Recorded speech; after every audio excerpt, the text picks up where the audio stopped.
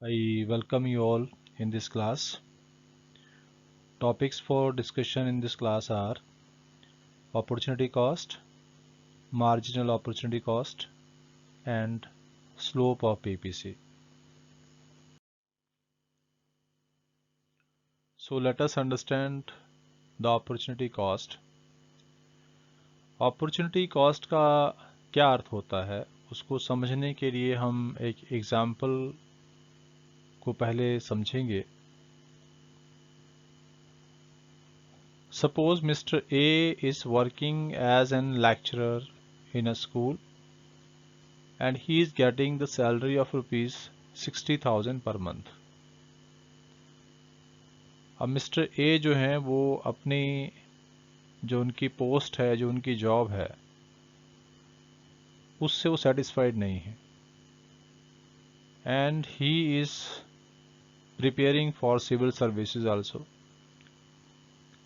Mister A साथ साथ जो है यूपीएससी एग्ज़ाम्स की तैयारी कर रहे हैं और फाइनली मिस्टर ए ने एग्ज़ाम दिया, इंटरव्यू दिया and he got selected as an IAS officer.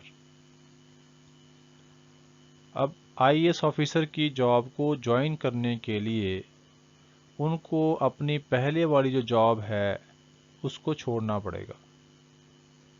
मतलब इसका लॉस हुआ. उनको एक बेटर अपॉर्चुनिटी को अवेल करने के लिए, एक आईएएस ऑफिसर की पोस्ट ज्वाइन करने के लिए उनको अपनी पहले वाली पोस्ट एज ए लेक्चरर जो काम कर रहे थे उनको छोड़ना पड़ेगा. तो ये जो उनका लॉस हुआ है 60,000 रुपीज़ का, इसको हम कहेंगे opportunity cost of getting the better opportunity. So how can we define the opportunity cost? Opportunity cost refer to the loss of one opportunity for getting the better opportunity.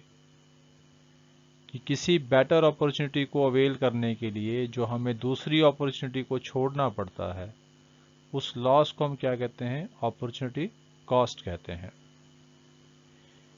इसको हम PPC के माध्यम से भी समझ सकते हैं. जैसे सपोज रिसोर्सेज गिवन हैं, टेक्नोलॉजी कांस्टेंट है, रिसोर्सेज का फुल यूटिलाइजेशन हो रहा है और साथ में एफिशिएंट यूटिलाइजेशन हो रहा है. ऐसी स्थिति में जब हम टू गुड्स का प्रोडक्शन कर रहे हैं, जैसा कि पीपीसी भी शो कर रही है, यहाँ पर गुड एक्स और गुड वाई का प्रोडक्शन हो रहा है. सपोज हमें गुड एक्स का प्रोडक्शन बढ़ाना है तो फिर हमें गुड वाई का प्रोडक्शन करने में जो रिसोर्सेज लगे हैं उसमें से कुछ रिसोर्सेज शिफ्ट करके गुड एक्स के प्रोडक्शन में लगाने होंगे. इसका मतलब क्या है कि गुड एक्स का प्रोडक्शन तभी बढ़ेगा जब गुड वाई का प्रोडक्शन कम होगा, क्योंकि रिसोर्सेज क्या हैं? गिवन है, कांस्टेंट है, टेक्नोलॉजी भी कांस्टेंट है और रिसोर्सेज का फुल एंड एफिशिएंट यूटिलाइजेशन भी हो रहा है. Then there is no other option कि हम आउटपुट को बढ़ा सकें. देयरफॉर किसी भी चीज़ का प्रोडक्शन बढ़ाने के लिए आपको दूसरी चीज़ का प्रोडक्शन कम करना होगा. तो एक तरफ हम क्या कर रहे हैं? Gain of output of good x कर रहे हैं, जो कि यहाँ पर बी डी के इक्वल है, और इस गेन को प्राप्त करने के लिए हमें loss of output of good Y भी झेलना पड़ रहा है. वाई गुड की प्रोडक्शन में कमी हो रही है और ये कमी किसके बराबर है? बी सी के बराबर है. अब ये जो बी सी है ये लॉस ऑफ आउटपुट हुआ है, तो B C is the opportunity cost of B D. हमने जो बी डी प्रोडक्शन बढ़ाया है गुड एक्स का, उसके लिए हमने गुड वाई का प्रोडक्शन बी सी खोया भी है, इसका सेक्रीफाइस किया है. तो इसको हम कहते हैं opportunity cost and it is also known as total opportunity cost. और इसको हम क्या कहते हैं साथ में? इसी चीज़ को हम टोटल अपॉर्चुनिटी कॉस्ट भी कहते हैं. सो अपॉर्चुनिटी कॉस्ट सिंपल सी बात है कि किसी भी एक बेटर अपॉर्चुनिटी को अवेल करने के लिए जो हमें पहले वाली अपॉर्चुनिटी छोड़नी पड़ती है, उसमें जितना अमाउंट का हमने सेक्रीफाइस किया है उसको हम अगली अपॉर्चुनिटी की या बेटर अपॉर्चुनिटी की एक क्या कहेंगे, अपॉर्चुनिटी कॉस्ट कहेंगे। So this was all about opportunity cost. So let us discuss about the marginal opportunity cost. इसको हम marginal rate of transformation भी कहते हैं और इसका मतलब क्या होता है, MOC refers to the rate at which output of good Y is to be sacrificed for every additional unit of good X। कि गुड X की एडिशनल यूनिट का प्रोडक्शन करने के लिए हमें गुड Y की कितनी यूनिट्स का सेक्रीफाइस करना है, उनका जो रेशो है उसको हम कहते हैं मार्जिनल अपॉर्चुनिटी कॉस्ट। और मार्जिनल अपॉर्चुनिटी कॉस्ट को ही हम लोग स्लोप ऑफ PPC भी कहते हैं।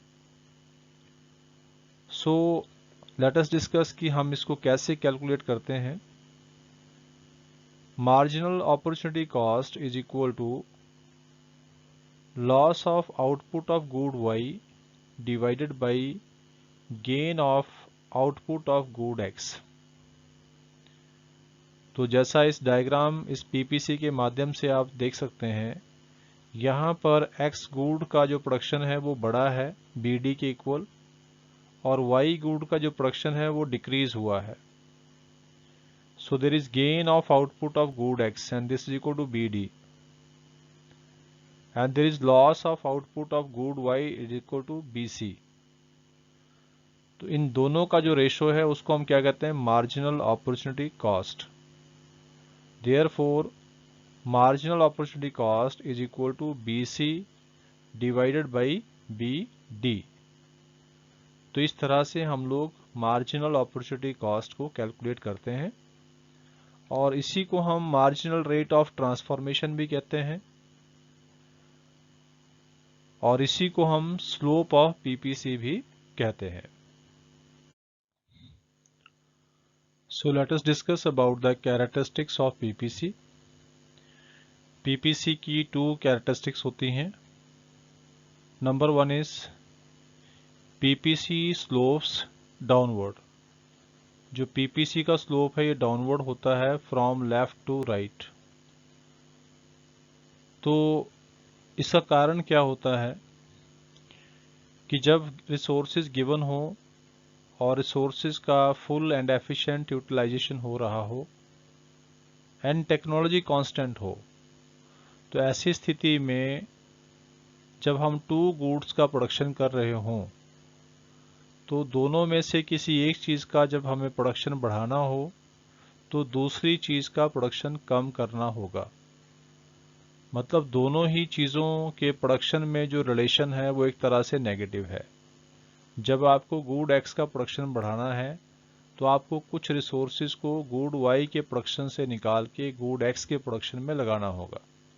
मतलब एक तरह से गुड Y के प्रोडक्शन का लॉस हो रहा है। तो गुड X के प्रोडक्शन को अगर बढ़ना है या उसको बढ़ाना है तो गुड Y का प्रोडक्शन कम करना पड़ेगा। इसी तरह से अगर हमें गुड Y के प्रोडक्शन को बढ़ाना है तो गुड X के प्रोडक्शन को कम करना पड़ेगा। मतलब there is a negative relation between the production of good X and production of good Y। तो इस नेगेटिव रिलेशन की वजह से ही जो PPC का स्लोप है ये डाउनवर्ड स्लोपिंग होता है फ्रॉम लेफ्ट टू राइट। और दूसरा इसका फीचर है कि जो PPC की शेप होती है this is concave to the point of origin. जो PPC है इसका शेप क्या होता है, concave to the point of origin होता है। और इसका कारण क्या होता है, क्योंकि जब MRT या MOC बढ़ रहा होता है, जब MRT या MOC जिसको हम स्लोप ऑफ PPC भी कहते हैं, जब स्लोप ऑफ PPC बढ़ रहा होता है तो उस समय जो PPC का स्लोप जो इसकी शेप होती है वो कॉनकेव टू द ओरिजिन होती है। तो ये भी ध्यान रखना है कि जब पीपीसी का जब स्लोप इंक्रीजिंग होगा तो उस समय पीपीसी की शेप जो है वो क्या होगी, कॉनकेव होगी to the point of origin.